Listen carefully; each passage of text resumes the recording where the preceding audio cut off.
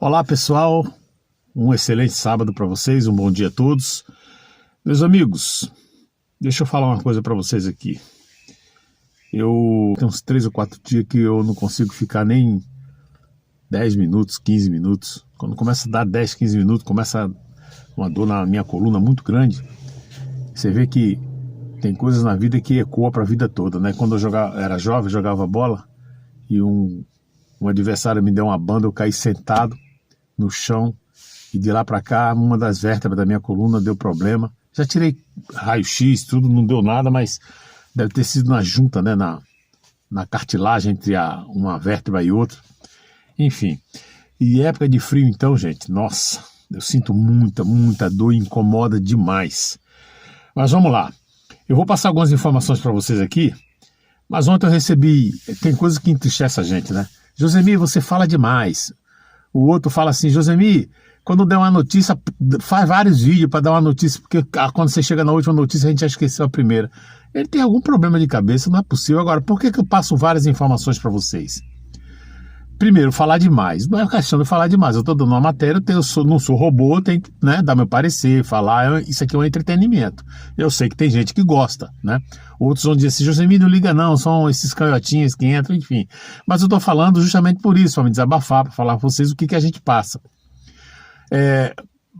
Caramba, se eu tenho 10 informações, não tem como eu fazer 10 vídeos. Não dá para fazer 10 vídeos. Primeiro, é cansativo.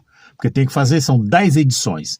Segundo, o vídeo não vai viralizar. O YouTube, você coloca um vídeo, tem que ser no mínimo, teria que ser 24 horas, mas a gente espera 12 horas para o vídeo viralizar, subir. Se você colocar um atrás do outro, o segundo não vai ter bastante visualizações, e o terceiro pior ainda, quando chegar no 10º é 0. Por que, Josemir? Porque é assim que o algoritmo do YouTube trabalha. Então cada canal tem um tempo para você colocar um vídeo. Tem gente que coloca um vídeo por semana, 2 vídeos por semana, 3, no máximo, que seria o ideal, é 1 por dia, 7 por semana, só, ou 5 por semana, se for de segunda a sexta. Mas vamos lá, eu vou passar alguns vídeos para você, 3 vídeos de extrema importância, e eu vou começar falando para vocês. A Elisiane Gama, todo mundo conhece essa mulher que se diz evangélica, né? A Assembleia de Deus, lá de onde ela é, lá do norte, apoiou ela em peso em 2018, ela é senadora, mas esse ano já falaram, eu vou soltar um vídeo aqui de uma das grandonas uma pessoa grande, bem influente na Assembleia de Deus, lá do norte, disse que a Assembleia de Deus não vai mais apoiar ela, nem ela e nem ninguém que tem esse cunho esquerdista que se elegeu, né? Eu acredito que a força do cristianismo evangélico, no mundo evangélico, caiu de pau em cima e eu acho que eles acordaram. Eu espero que tenham acordado. Sabe aquela coisa, não é cristã, aonde que essa mulher é cristã? Aonde que cristão vai andar com comunista? E você vai ver nesse vídeo aqui. Mas antes, eu vou passar aqui outra informação para vocês, que é o seguinte, o Flávio Bolsonaro, aqui diz a matéria aqui, ó, urgente, Flávio age e faz pedido que pode atingir Moraes. O que foi isso, Josemir? Vou explicar para vocês aqui, ó. O senador Flávio Bolsonaro protocolou pedido para que o ministro Alexandre de Moraes se declare suspeito para atuar em processo relacionado ao banqueiro Daniel Vorcaro e ao chamado caso Master. A argumentação da defesa, que faz jus, né, sustenta que existem fatos que poderiam comprometer a necessária imparcialidade do julgamento, especialmente diante de informações já divulgadas sobre relações profissionais e contatos envolvendo pessoas ligadas ao ministro e ao empresário investigado. Isso aí é um fato, né? Inclusive, ele está pedindo aqui o Edson Fachin, porque o Edson Fachin, também a pedido do Centrão, negou, né? Ou seja, porque o Centrão pediu para que pediu ao Fachin para que o Nunes Marques não fosse... Vou ler aqui a matéria para vocês, né? Na mesma condição do Flávio, só para você entender. E o Fachin negou, né? Vamos ver se vai negar para o Flávio também. Fachin nega pedido da oposição para impedir Nunes Marques de decidir sobre o CPI do Master. Essa matéria é de ontem, né? Porque a gente está falando de CPI do Master, o pessoal pode pensar que mas tá aí, dia 5/6, ou seja, de ontem. O presidente do Supremo Tribunal Federal, STF, Edson Fachin, negou o pedido de suspensão contra o ministro Nunes Marques apresentado por senadores da oposição. Com isso, Nunes Marques permanece como relator do mandato de segurança que discute a instalação da CPI do Banco Master no Senado. A decisão foi assinada na quarta-feira, divulgada, apesar do Nunes Marques ter sido o Bolsonaro que colocou, a gente tem na cabeça que é de direita. Eles sustentam que o magistrado possui uma relação íntima e notória com o senador Ciro Nogueira. Quem foram essas pessoas? Foi os senadores Alessandro Vieira, do MDB do Sergipe, Eduardo Girão, que defende aí a linhagem Bolsonaro, que é do Novo, no Ceará, Marcos Pontes, também outro bolsonarista, do PL de São Paulo, e Plínio Valério, do PSDB do Amazonas. Bom, essas pessoas que a gente considera, alguns aqui é de direita, mas outros são do centrão, eles que pediram achando que o Nunes Marques, por ter uma proximidade com o Vorcaro, não deveria estar na CPI do Banco Master. Mas aí o Fachin entendeu que não, e ele vai continuar. Não sei se no caso do Flávio, se o Fachin também vai seguir essa mesma linhagem ou vai aceitar, achando que deveria ser, no caso do Alexandre de Moraes, é muito mais visível, mais comprovável de que realmente ele tem interesse no caso. Então ele não deveria realmente estar na frente desse negócio aí. Mas vamos ver. Bom, Elisiane Gama está com os dias contados no Senado. Eu acredito. Por quê? Porque a esquerda, por si só, ela tem os candidatos dela. Não sei se vão apoiar a Elisiane Gama. A esquerda também, por si só, não é tão forte. O que sustenta a esquerda é o centrão, que é o caso da Elisiane Gama, quando ela ganhou em 2018 e agora é o checkmate que ela vai ter que sair, porque eu falei em 2022, mas não teve eleição para o Senado em 2022, né? Mas agora sim, 2018, 2022, que são 8 anos, 2022 teve para deputado federal. Esse ano agora, ela vai ter que se reeleger ou cai fora. Vamos ver o que fala aqui uma pessoa muito influente dentro da Igreja Assembleia de Deus. Dá uma olhadinha aí. A decisão foi que que eles não irão apoiar nenhum pré-candidato oficialmente pela nossa convenção CADEMA. Não. Foi na frente dela mesmo, que foi despachada que iam seguir, por exemplo, ela poderia seguir livre, que oficialmente não seria Mas existe apoiado. Uma definição futura ainda acerca disso ou não? Não, por exemplo, não tem como, principalmente agora depois que ela se filiou ao PT, jamais eles irão oficializar, né? Então, ela segue o caminho dela livre e solta. Pronto. Elisiane Gama, que era eu não lembro de quem que era ela, mas ela se afiliou ao PT e eu já fiz essa matéria mostrando para vocês aqui. E aqui, essa mulher, essa pessoa, fala que, ainda mais agora que ela se filiou ao PT. Por aqui, pela fala dessa moça, dessa senhora, a gente observa que o mundo cristão, o mundo evangélico foi enganado com ela. Ela era do Centrão, falando que pai e tal, que, né, ou seja, de direita, vamos dizer assim, que o Centrão usa muito esses termos, né? E quando ela ganhou, se aliou ao Lula, depois veio aquela coisa da pandemia, e ali ela mostrou o caráter dela, só que ela já estava lá dentro. E agora vem o resultado. Eu espero que essa mulher não ganhe, mas vamos ver. Agora eu vou mostrar para vocês aqui um vídeo do Abílio Brunini. Abílio Brunini, que é prefeito de Cuiabá. Também é bolsonarista de direita. Gente, os jornalistas fizeram uma pergunta para ele, mas tão absurda, sobre esse negócio aí dos Estados Unidos colocarem o PCC e o Comando Vermelho como grupo terrorista. Fizeram uma pergunta absurda, que eu não vou nem falar, vou deixar vocês verem aqui a pergunta que eles fazem. E o Abílio Brunini dá uma resposta, mas, gente, é um nocaute. Sensacional as falas desse homem aqui. Dá uma olhadinha nesse vídeo aí. Economicamente, questão bélica, como é que o senhor analisa os prós e os contras? Bom, a primeira pergunta é: como que combater o crime organizado pode prejudicar economicamente o país? Eu não entendo qual é a lógica. Qual é a economia que vai ser prejudicada? Se você está combatendo o crime organizado, se você está combatendo a facção criminosa, como que isso vai prejudicar a economia do país? Como? Então não se pode combater bandido porque vai prejudicar a economia? qual a economia que essas pessoas estão preocupadas? De repente, a economia do grupo político deles, de repente, a economia do grupo de investidores deles. Essa economia talvez seja prejudicada mesmo. A economia envolvida à facção criminosa, a economia envolvida ao tráfico de drogas, essa economia realmente terá um certo prejuízo, porque ao ser declarado pelo governo americano como organização terrorista, eles vão fazer um combate mais acirrado sobre isso.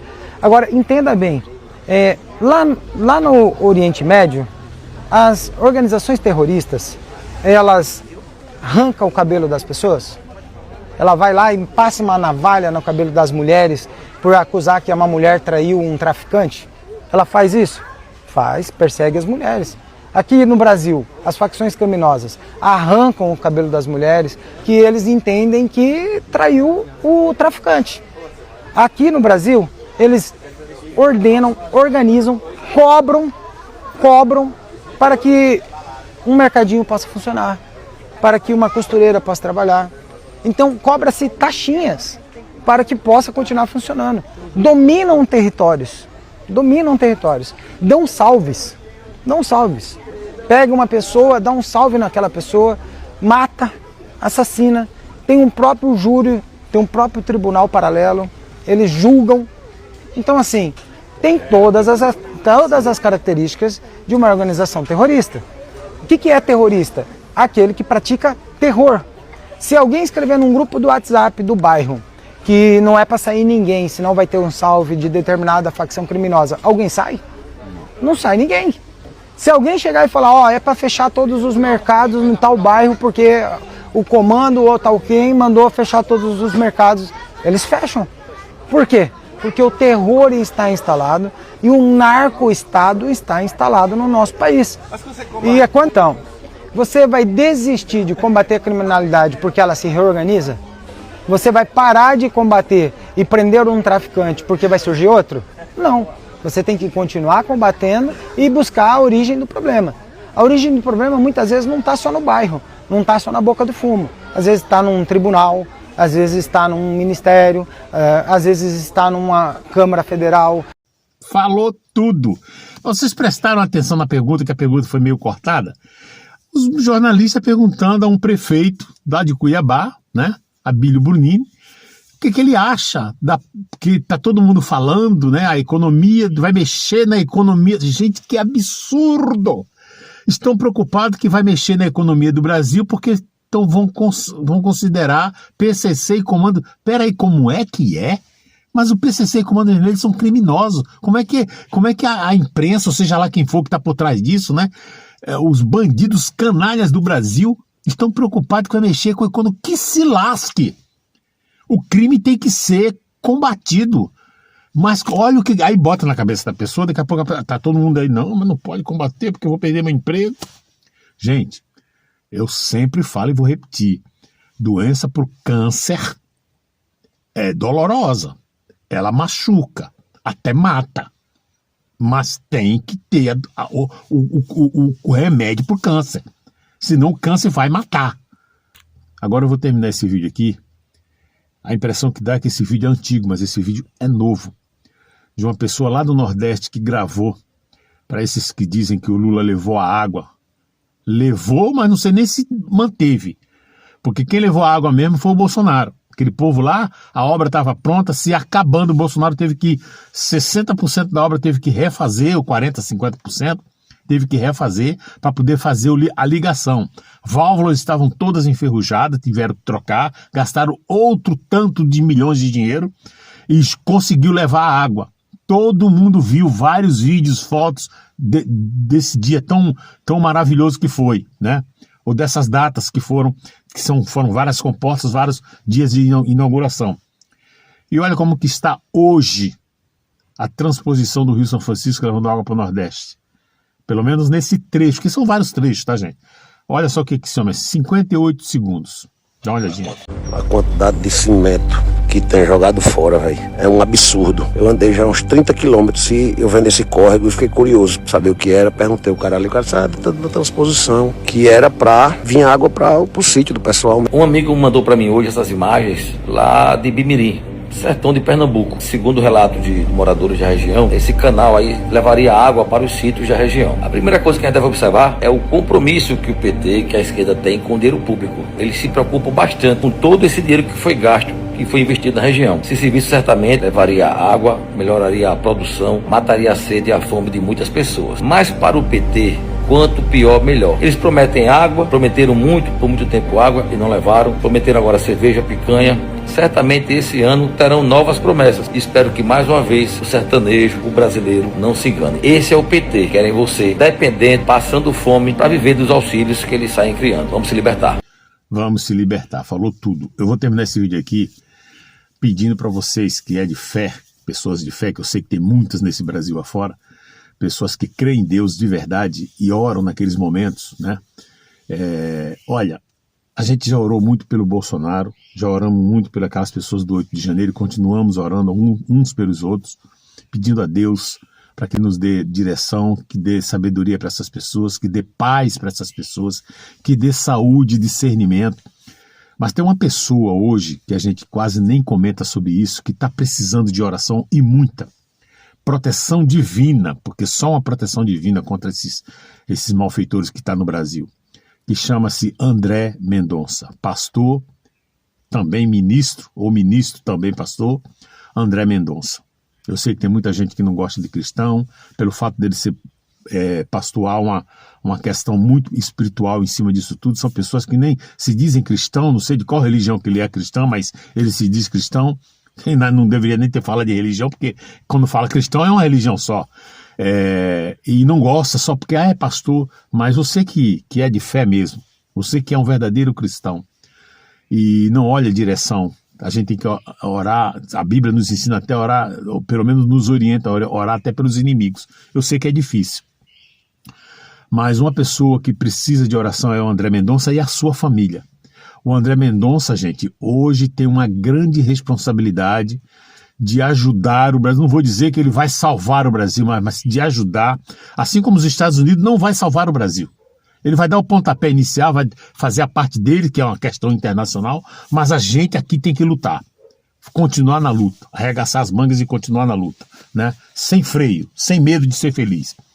Mas o André Mendonça precisa, porque esse cara está com uma grande responsabilidade. Olha, os inimigos, os malignos, né, servos de Satanás, estão de olho nesse cara. O que eu fico imaginando, porque eu já vivi nesse mundo, eu não vivi nesse mundo, mas minha mãe viveu e eu via tudo de perto. O que tem gente fazendo de macumba, dia de sexta-feira. Você que é macumbeiro, me perdoe, não tem nada com você não. Mas que tem gente que está indo nas encruzilhadas e nos cemitérios fazendo trabalho para esse cara. Isso é uma visão que eu tenho, tá, gente? Isso é uma imaginação minha. Fazendo trabalho para esse cara cair, ou para esse cara morrer, ou sofrer alguma coisa. Não é brincadeira. E eu estou falando da parte espiritual. Mas indo para a parte humana mesmo, que não é espiritual, olha, esse cara tem que se cuidar e muito, e pedir muita proteção divina, porque o que tem de gente querendo acabar com a vida desse cara, eu estou falando do ministro do Supremo Tribunal Federal, André Mendonça. Então, a nós cristãos só nos resta orar, pedir a Deus uma proteção divina para que nada aconteça com esse homem. Que esse homem tenha ali, acima de tudo, discernimento, sabedoria para levar o negócio, não puxando para a direita, para um lado ou para o outro, né? Porque não, mas que ele faça a coisa com justiça, porque o Brasil não aguenta mais tantos canalhas no poder, tantos criminosos tomando conta do nosso país. Bom, esse era o vídeo que eu queria passar para vocês. Eu vou ficar por aqui. Um excelente sábado a todos, um excelente final de semana. Que Deus abençoe a cada um de vocês. Até a próxima.